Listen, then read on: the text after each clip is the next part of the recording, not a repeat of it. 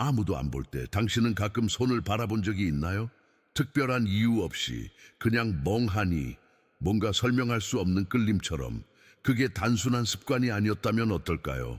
어쩌면 당신의 몸은 당신보다 먼저 어떤 기억을 간직하고 있었던 걸지도 모릅니다. 약지 손가락이 집게 손가락보다 긴 사람. 겉보기엔 작고 사소한 차이지만 오래된 지혜자들은 이걸 단순한 신체 비율로 보지 않았습니다. 그건 마치 태어나기 전 영혼이 자신에게 남긴 비밀 메모와도 같았거든요. 기억해, 네가 왜 다시 왔는지. 당신의 삶이 늘 평범하지 않았던 이유. 남들은 이해 못하는 직감이나 반복되는 상실과 시험들, 그리고 가끔 도대체 어디서 오는지도 모를 그 막연한 그리움, 그 모든 게 그냥 우연이라고 말할 수 있을까요? 당신은 이번 생에 단순히 사는 법을 배우러 온 게 아닙니다. 당신 안엔 아직 끝나지 않은 이야기, 닫히지 않은 순환이 있어요. 그리고 그걸 잊지 않도록 몸이 먼저 기억한 거예요. 그중 가장 정직한 목소리를 지닌 곳, 바로 당신의 손입니다. 매일 무언가를 쥐고 놓고 쓰다듬으며 살아가는 손. 하지만 그 손을 진심으로 들여다본 적이 있었나요? 아니요, 판단 없이. 기능 말고 기억으로. 그곳에 담긴 건 단순한 형태가 아니라 아주 오래전 약속의 흔적일지도 모르니까요.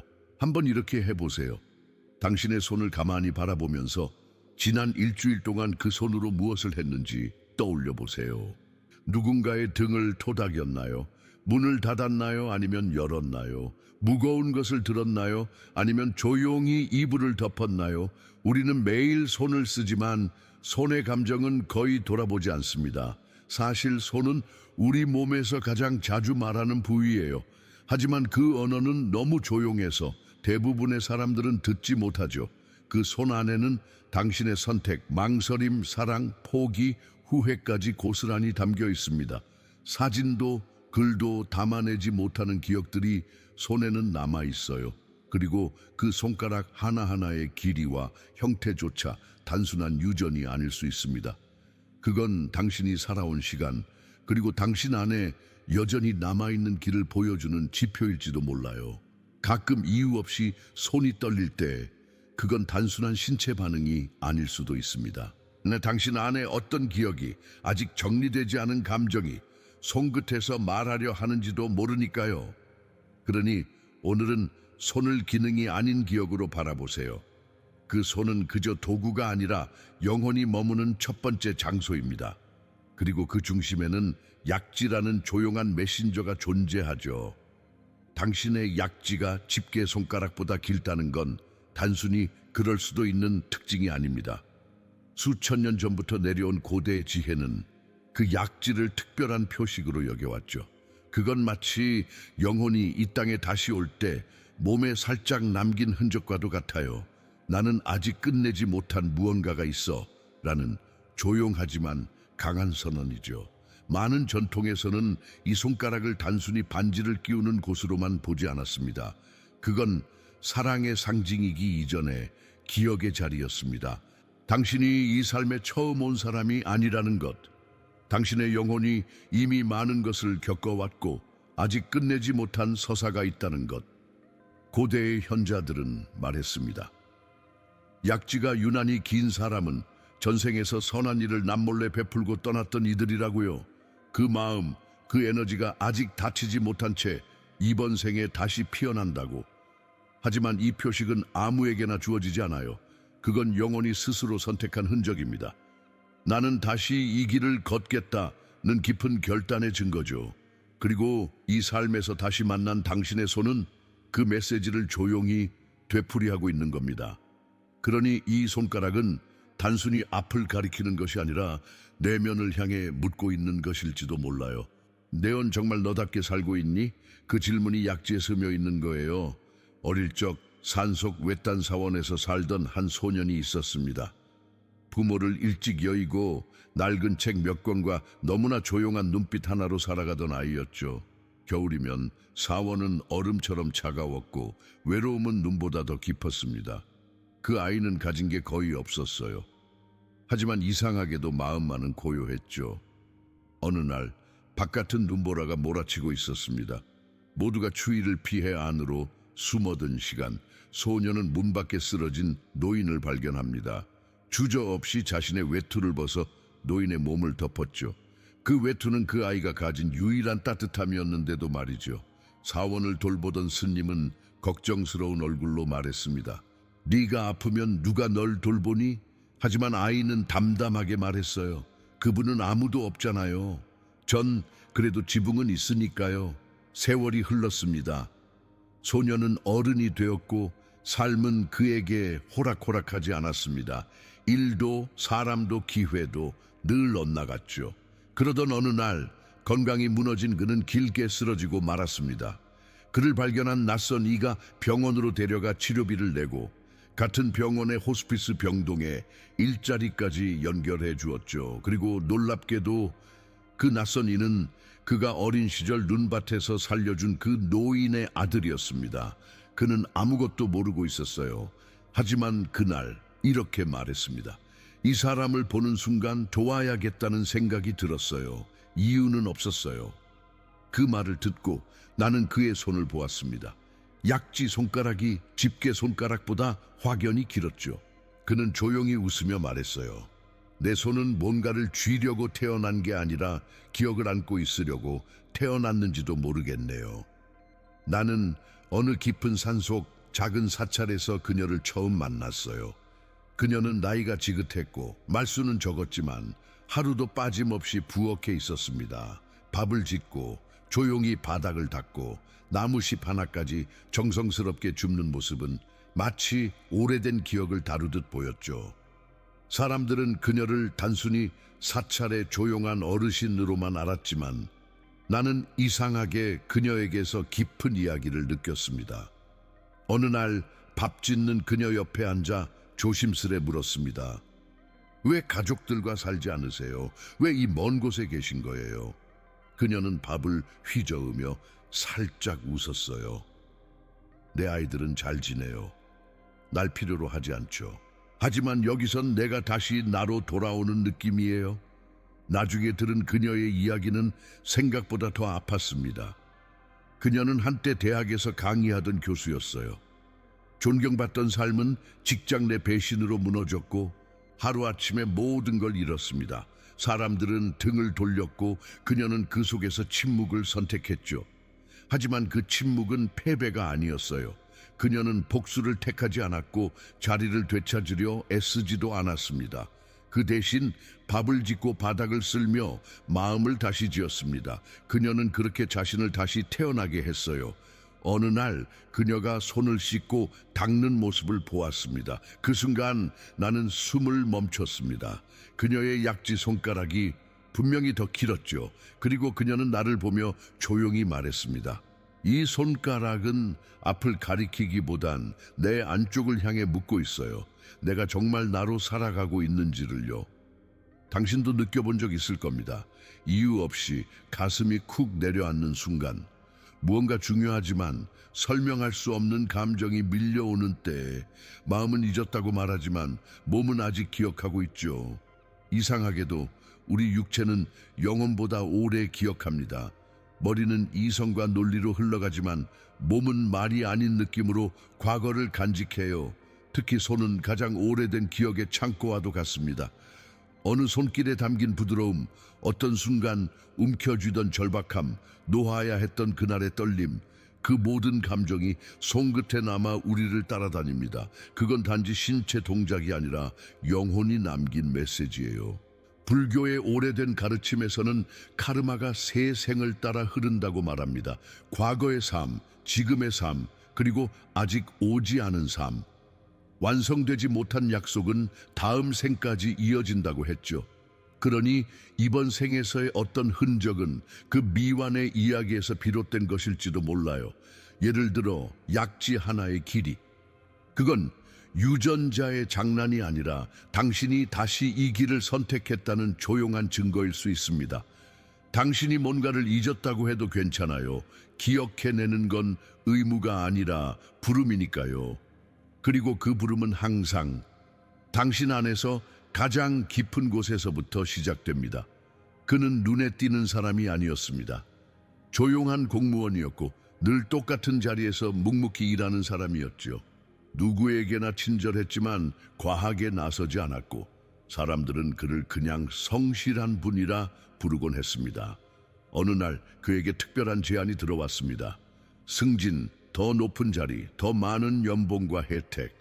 단 하나의 조건은 서류 한 장에 서명하는 것이었죠. 그 서류가 거짓이라는 걸 그는 알고 있었습니다. 그로 인해 누군가는 피해를 입을 것이고 진실은 사라질 거였습니다. 서명하세요. 아무도 기억 못해요. 누군가는 그렇게 말했죠. 하지만 그는 고개를 접었습니다. 나는 기억할 겁니다. 그리고 언젠가 내 손을 다시 바라볼 때 이 손으로 무엇을 붙들었는지를 스스로에게 설명할 수 있어야 하니까요. 결국 그는 승진 기회를 잃고 멀리 좌천되듯 보내졌습니다. 사람들은 그를 잊었습니다. 마치 꺼진 등불처럼 보였죠. 그러던 어느 날 큰 부정이 드러나는 사건이 터졌습니다. 그 서류에 서명하지 않았던 단 한 사람, 바로 그가 모든 혐의에서 자유롭고 오히려 존경받는 존재로 돌아오게 된 거죠. 복귀식 날, 그는 말을 아꼈습니다. 그저 한 손을 조용히 모은 채 숨을 고르듯 서 있었죠. 나는 그의 손을 봤습니다. 그 약지가 또렷하게 집게 손가락보다 길었습니다. 그건 잉크가 아닌 선택으로 남긴 서명 같았어요. 조용하지만 절대 지워지지 않는 진실의 서명. 그는 60대 중반의 남자였습니다. 한때는 안정적인 삶을 살았지만 갑작스런 경제 위기 속에 모든 것을 잃었죠. 사업은 무너지고 집은 사라지고 가족도 흩어졌습니다. 그리고 어느 날 그는 아무 목적 없이 도시를 걷다 텅 빈 마음과 허기 속의 길바닥에 쓰러졌습니다. 그 순간 오래된 사찰의 문이 열렸고 한 노승이 조용히 나와 그를 일으켜 세웠습니다. 밥을 주고 잠자리를 내어주고 아무 말 없이 곁에 머물렀죠. 그는 조금씩 향을 만들고 마당을 쓸고 벽을 닦으며 다시 숨쉬기 시작했습니다. 자신도 모르게 삶이 다시 천천히 피어났습니다. 그리고 어느 날 노승이 말했습니다. 아주 오래전 내가 아이였을 때 당신이 날 도와줬어요. 거리에서 내가 위험에 처했을 때 당신이 음식도 주고 지켜줬죠. 당신은 그걸 잊었겠지만 난 단 한 번도 잊은 적이 없어요. 그 순간 그 남자는 아무 말도 하지 못했습니다. 그저 손을 내려다 보았습니다. 늘 무심코 써왔던 그 손. 하지만 그날따라 그는 선명히 보았어요. 약지 손가락이 분명히 집게 손가락보다 더 길었습니다. 그리고 조용히 속삭였죠. 내가 혼자가 아니었구나. 단지 빛은 가끔 기다릴 줄 안다는 걸 내가 잊고 있었던 거야. 그는 높은 자리에 있었습니다. 사람들의 존경을 받았고 목소리는 영향력이 있었죠.